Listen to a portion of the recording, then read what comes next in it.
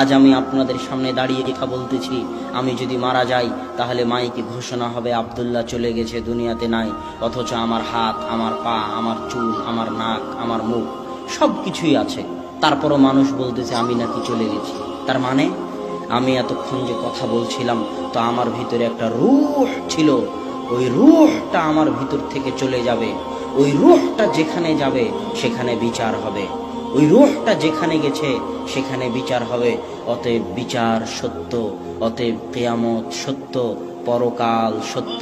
যে আল্লাহ আপনাকে প্রথমবার বানিয়েছে তার জন্য দ্বিতীয়বার বানানো সহজ। তাই বুদ্ধিমত্তার পরিচয় দিন, নিজের জন্য কিছু করুন, নিজের স্বার্থ বুঝতে শিখুন, স্বার্থপর হয়ে নিজের জন্য কিছু করুন।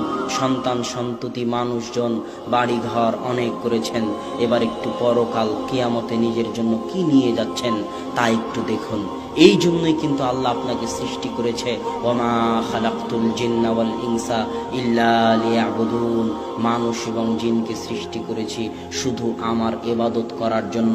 সকাল থেকে সন্ধ্যা পর্যন্ত, জন্ম থেকে মৃত্যু পর্যন্ত মানুষ শুধু আমার ইবাদত করবে, আমার জিকির আজকার করবে, আমার তাসবিহ তাহলিল করবে, এটাই মানুষের কাজ।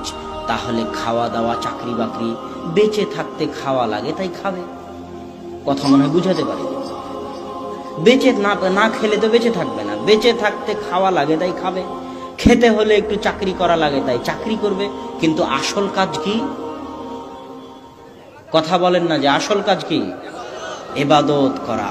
আসল কাজ এই চাকরি বাকরি, জমি জায়গা, এগুলো আসল কাজ নয়। এগুলো বাঁচতে হবে তাই করতেছেন, না হলে মরে যাবেন দুনিয়াতে। বাঁচতে হবে তাই করতেছেন। আসল কাজ হচ্ছে ইবাদত করা, আসল কাজ জিকির আজকার করা। কিন্তু আল্লাহ জানে দুনিয়ার মানুষ 24 ঘন্টা আল্লাহর জিকির আজকার করতে পারবে না।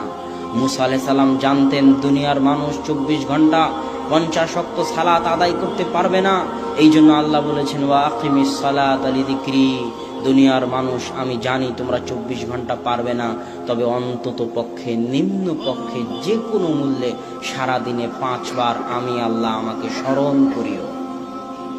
আল্লাহু আকবার। স্মরণ করলে আল্লাহর কোনো উপকার আছে তা নয়, স্মরণ করলে আপনারই উপকার আছে। আজকে আমাদের আলোচনার যেটা মূল বিষয়বস্তু, সেটা হচ্ছে আপনি যা করেন না কেন আপনারই উপকার। স্মরণও যদি করেন তো আপনারই উপকার। ইউনূস আলাইহিস সালাতু ওয়াস সালাম যখন মাছের পেটে ছিল তখন তিনি বলেছিলেন লা ইলাহা ইল্লা আনতা সুবহানাকা ইন্নী কুনতু মিনাজ জালিমিন। আর আল্লাহ বলছেন ইউনূস যদি মাছের পেটে আমাকে স্মরণ না করত, ইউনূস যদি মাছের পেটে আমাকে মনে না করত, লালাবিসা ফীহি ইলা ইয়াউমি